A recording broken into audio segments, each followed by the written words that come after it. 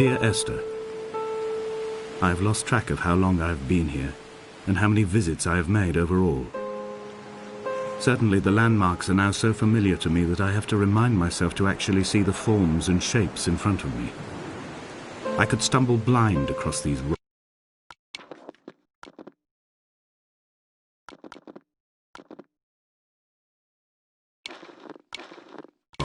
The edges of these precipices without fear of missing my step and plummeting down to sea. Besides, I have always considered that if one is to fall,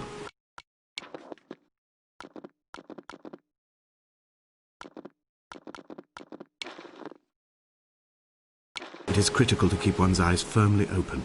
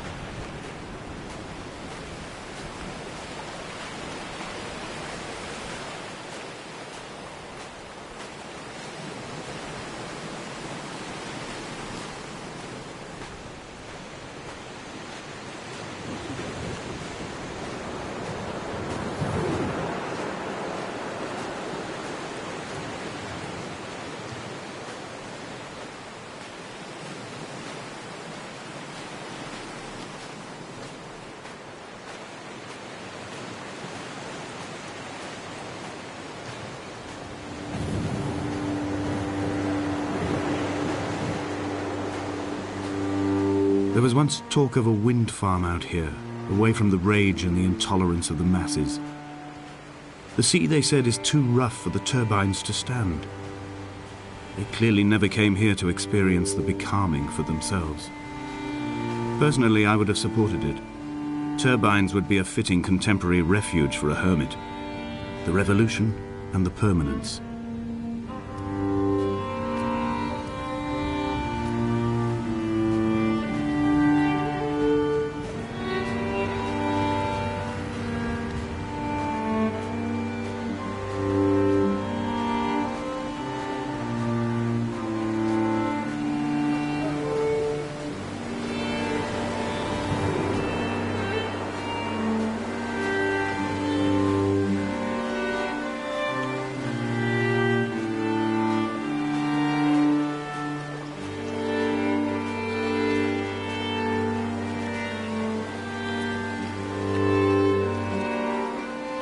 I have found the ship's manifest, crumpled and waterlogged under a stash of paint cans.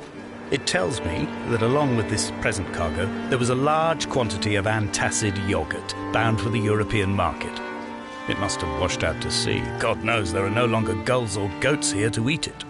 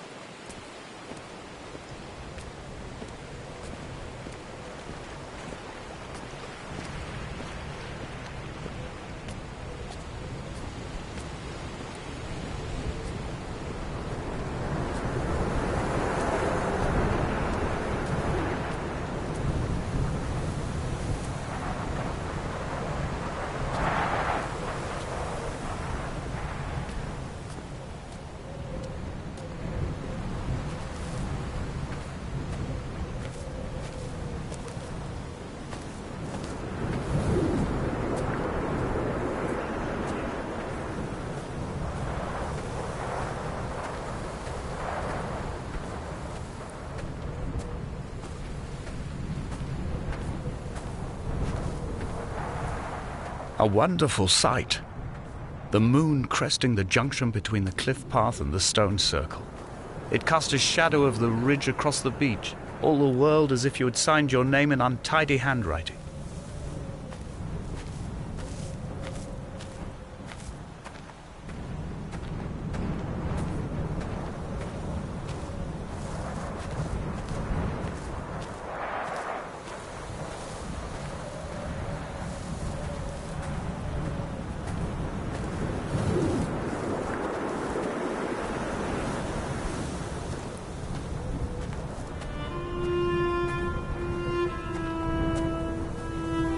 When someone had died or was dying, or was so ill they gave up what little hope they could sacrifice, they cut parallel lines into the cliff, exposing the white chalk beneath. You could see them from the mainland or the fishing boats, and know to send aid or impose a cordon of protection, and wait a generation until whatever pestilence stalked the cliff paths died along with its hosts. My lines are just for this. To keep any would-be rescuers at bay. The infection is not simply of the flesh.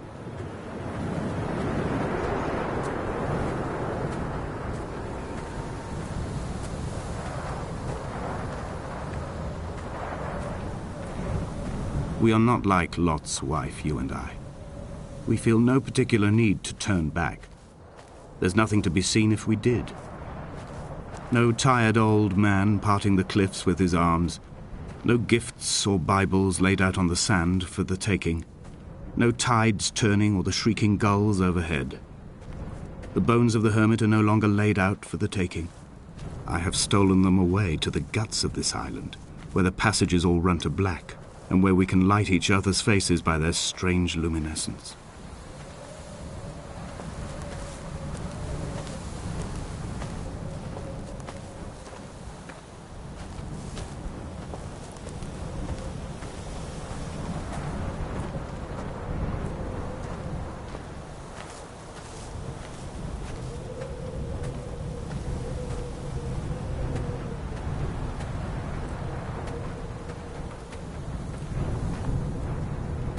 Dear Esther, I met Paul. I made my own little pilgrimage. My Damascus, a small semi-detached on the outskirts of Wolverhampton. We drank coffee in his kitchen and tried to connect to one another. Although he knew I hadn't come in search of an apology, reason or retribution, he still spiraled in panic, thrown high and lucid by his own dented bonnet.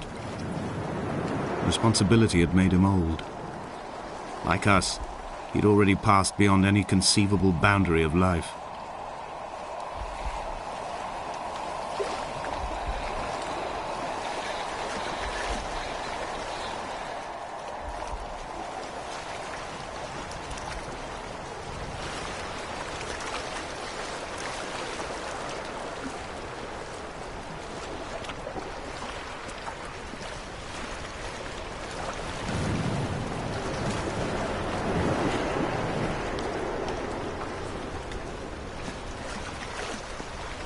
This hermit, this seer, this distant historian of bones and old bread, where did he vanish to?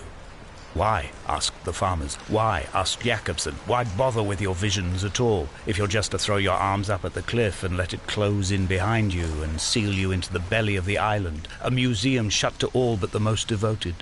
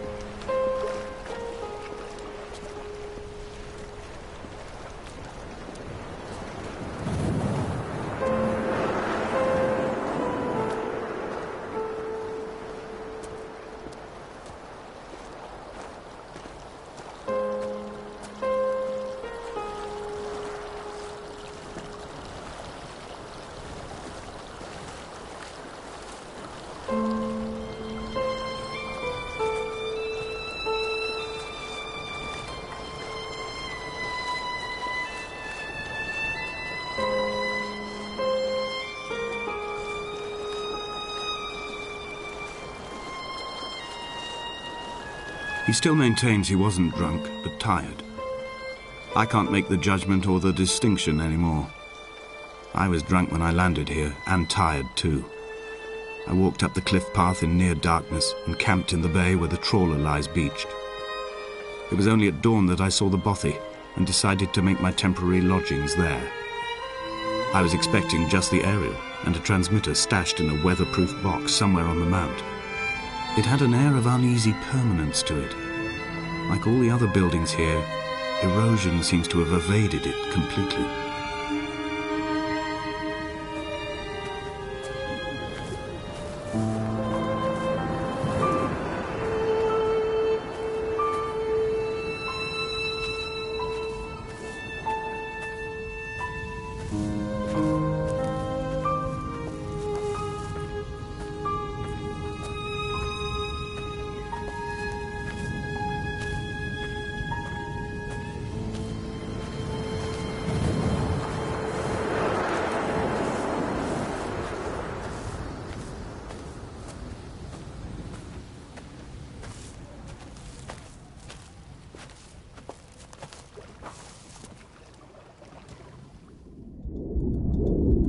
Come back.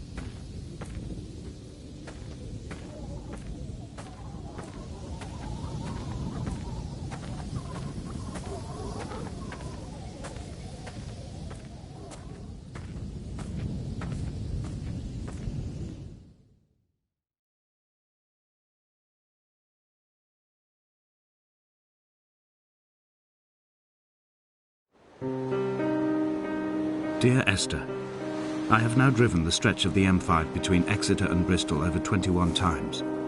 But although I have all the reports and all the witnesses, and have cross-referenced them within a millimetre using my Ordnance Survey maps, I simply cannot find the location. You'd think there would be marks to serve as some evidence. It's somewhere between the turn-off for Sanford and the welcome brake services. But although I can always see it in my rear-view mirror, I have as yet been unable to pull ashore.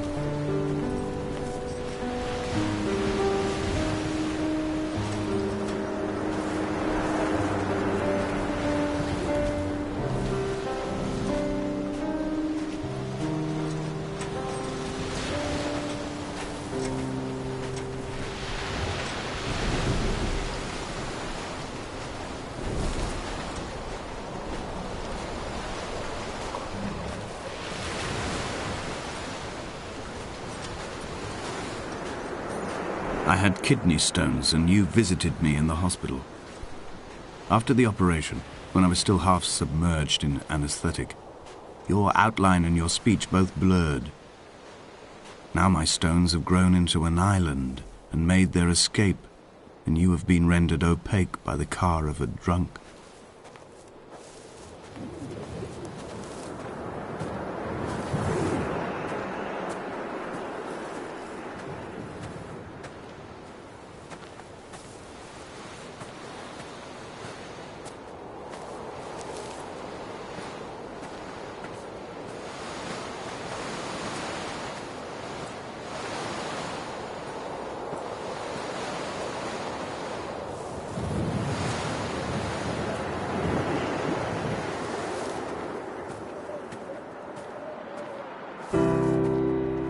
I've begun my ascent on the windless slope of the western side.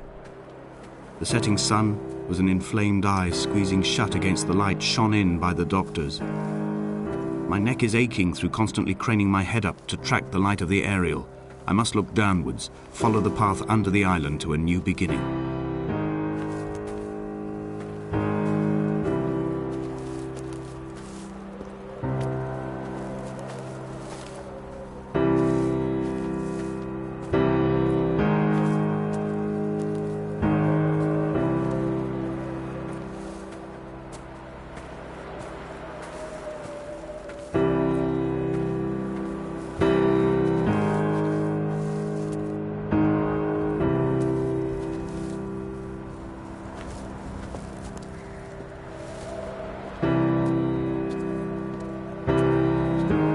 The bothy was constructed originally in the early 1700s. By then, shepherding had formalized into a career.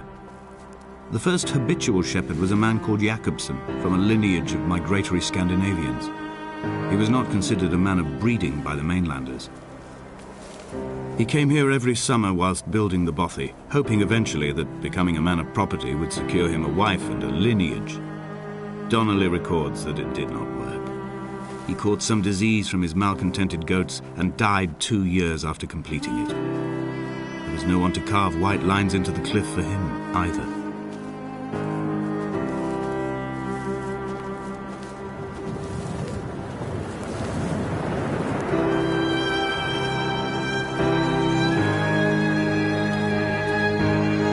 Three cormorants seen at dusk. They did not land. His house built of stone, built by a long-dead shepherd. Contents: my camp bed, a stove, a table, chairs, my clothes, my books. The caves that score out the belly of this island, leaving it famished. My limbs and belly famished. This skin, these organs, this failing eyesight. When the battery runs out in my torch, I will descend into the caves and follow only the phosphorescence home.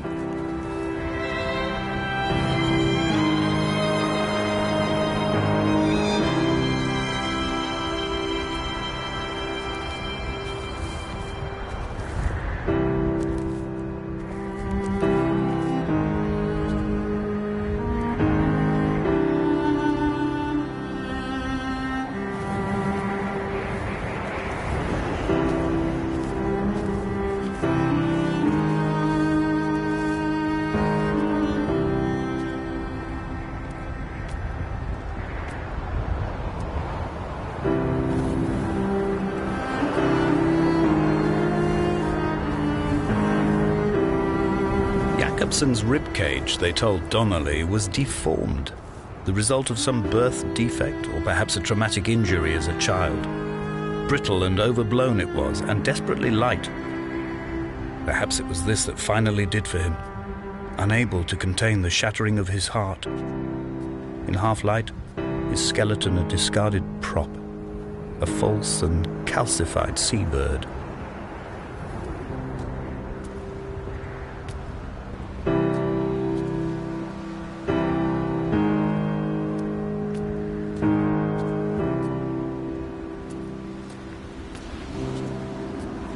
They found Jakobsen in early spring. The thaw had only just come.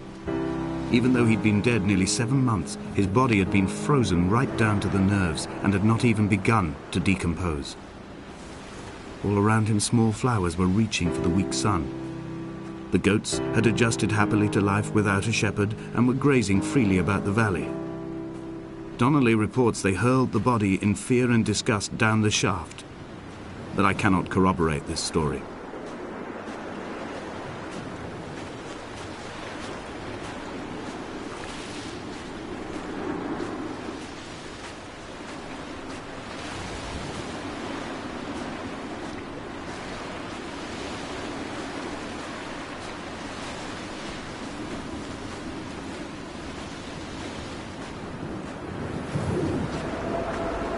Climbing down to the caves, I slipped and fell and have injured my leg. I think the femur is broken. It is clearly infected. The skin has turned a bright, tight pink, and the pain is crashing in on waves, winter tides against my shoreline, drowning out the ache of my stones. I struggled back to the bothy to rest, but it has become clear that there is only one way this is likely to end. The medical supplies I looted from the trawler have suddenly found their purpose. They will keep me lucid for my final ascent.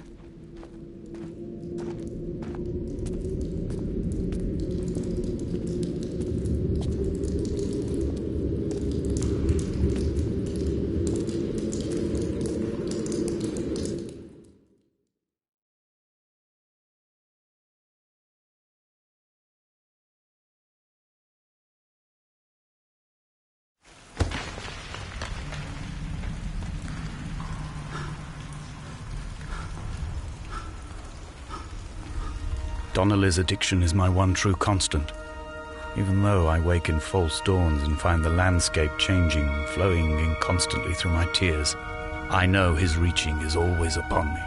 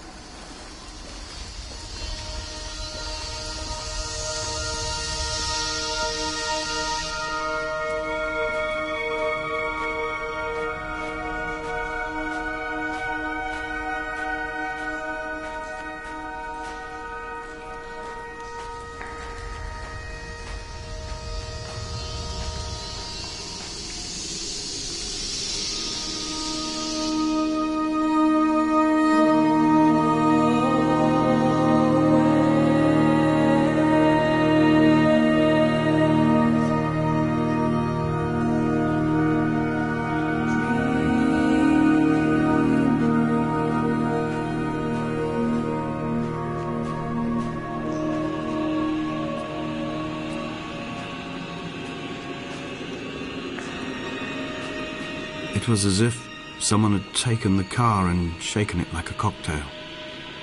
The glove compartment had been opened and emptied with the ashtrays and the boot. It made for a crumpled museum, a shattered exhibition.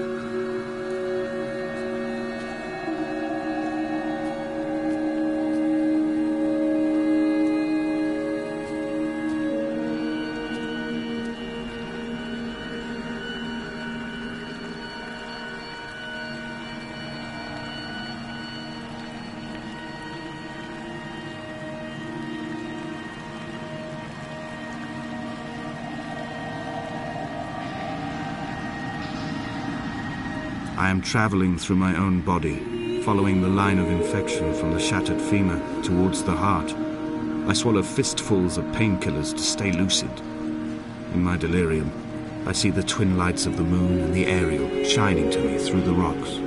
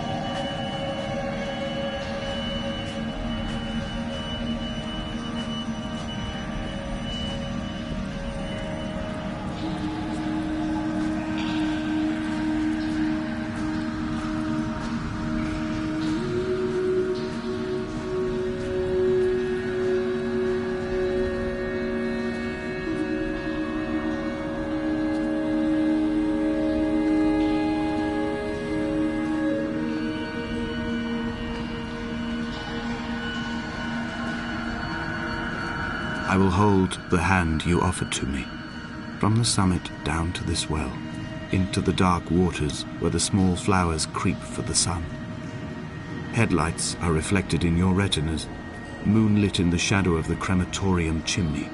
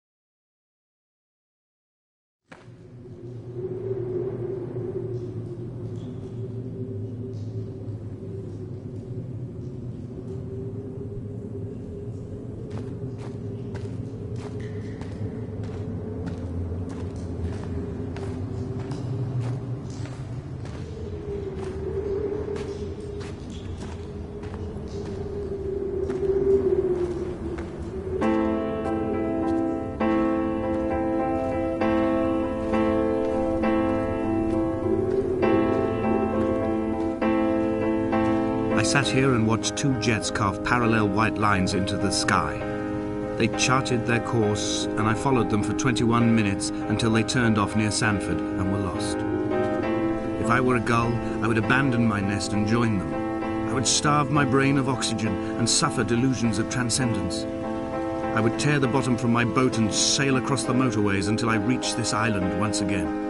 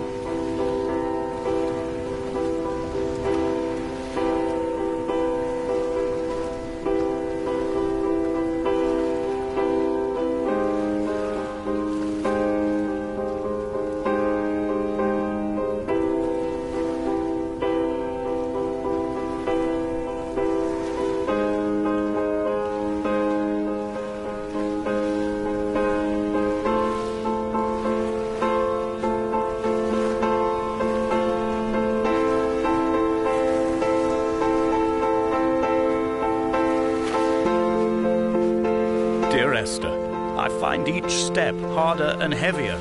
I drag Donnelly's corpse on my back across these rocks, and all I hear are his whispers of guilt, his reminders, his burnt letters, his neatly folded clothes. He tells me I was not drunk at all.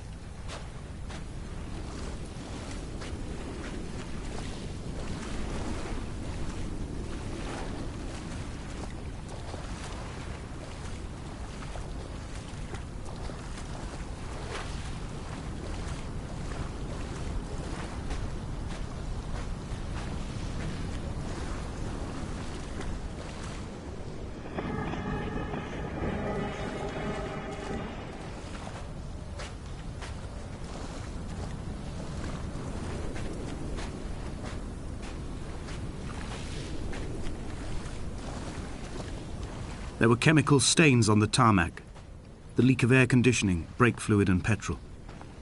He kept sniffing at his fingers as he sat by the roadside, waiting as if he couldn't quite understand or recognize their smell. He said he'd been travelling back from a sales conference in Exeter. He'd stopped for farewell drinks earlier, but had kept a careful eye on his intake. You could hear the sirens above the idling traffic.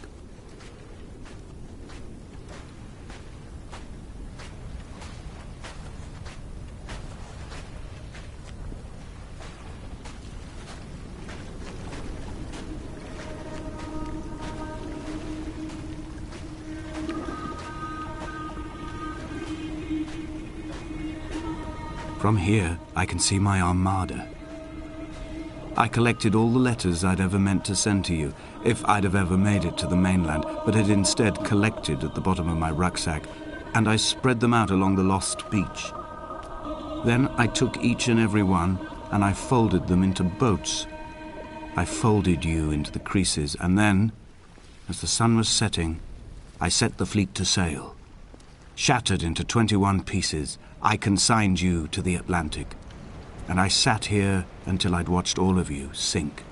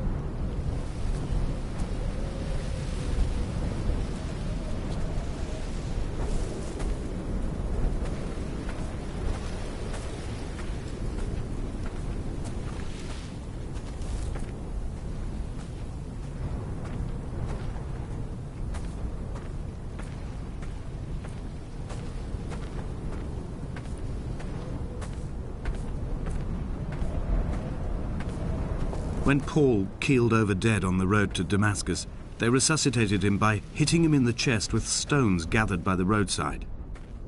He was lifeless for 21 minutes, certainly long enough for the oxygen levels in his brain to have decreased and caused hallucinations and delusions of transcendence. I'm running out of painkillers, and the moon has become almost unbearably bright.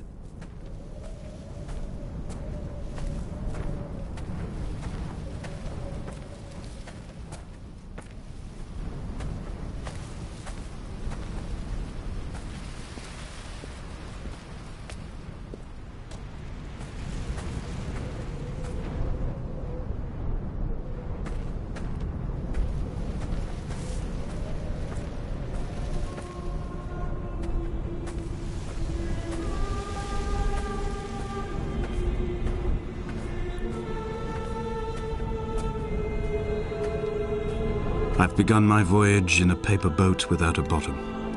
I will fly to the moon in it. I've been folded along a crease in time, a weakness in the sheet of life. Now you've settled on the opposite side of the paper to me.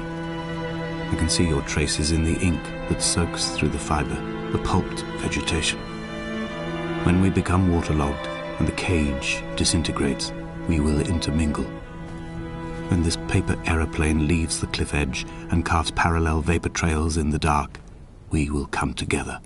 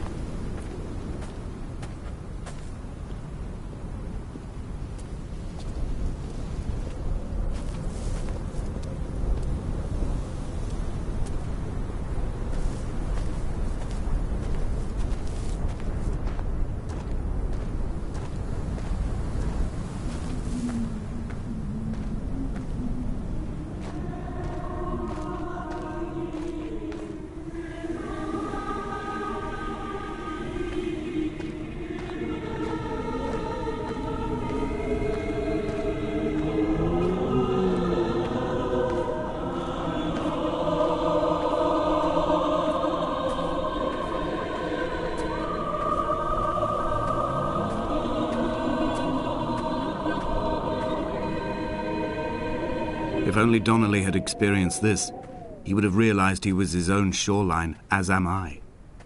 Just as I am becoming this island, so he became his syphilis, retreating into the burning synapses, the stones, the infection.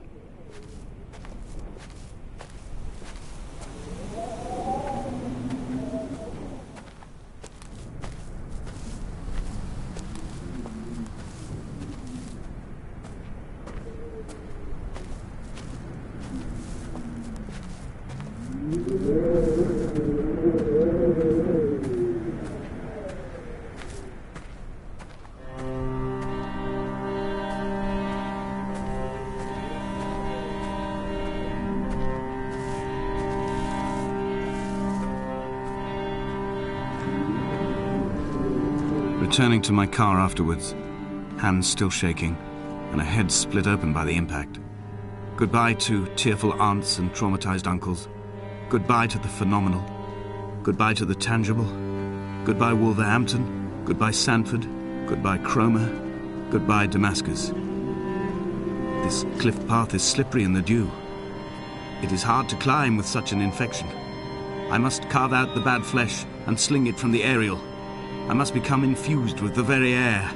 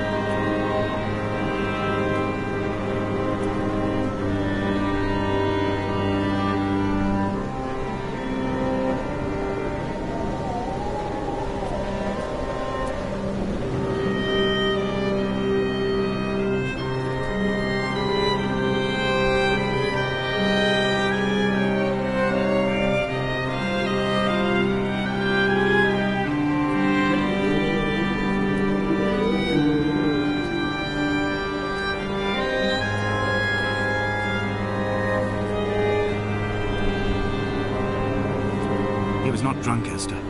He was not drunk at all. He had not drunk with Donnelly or spat Jakobsen back at the sea. He had not careered across the lost shores and terminal beaches of this nascent archipelago. He did not intend his bonnet to be crumpled like a spent tissue by the impact. His windscreen was not star-studded all over like a map of the heavens. His paintwork etched with circuit diagrams, strange fish to call the gulls away. The phosphorescence of the skid marks lighting the M5 all the way from Exeter to Damascus.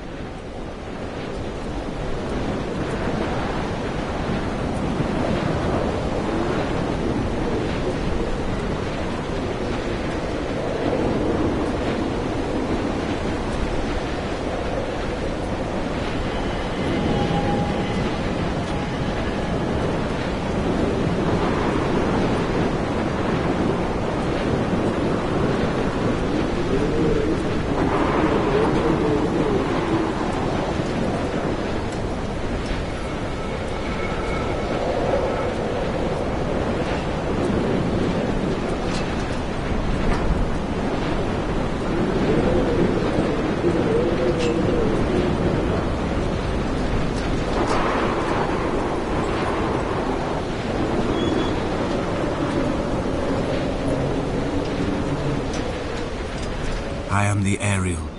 In my passing, I will send news to each and every star.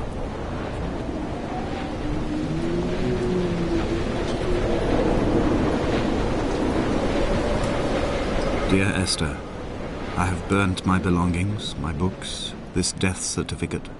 Mine will be written all across this island. Who was Jakobsen? Who remembers him? Donnelly has written of him, but who was Donnelly? Who remembers him? I have painted, carved, hewn, scored into this space all that I could draw from him.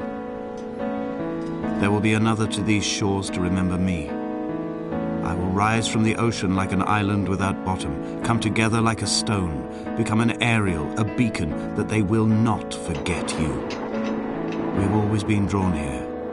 One day the gulls will return and nest in our bones and our history. I will look to my left and see Esther Donnelly flying beside me. I will look to my right and see Paul Jakobsen flying beside me. They will leave white lines carved into the air to reach the mainland, where help will be sent.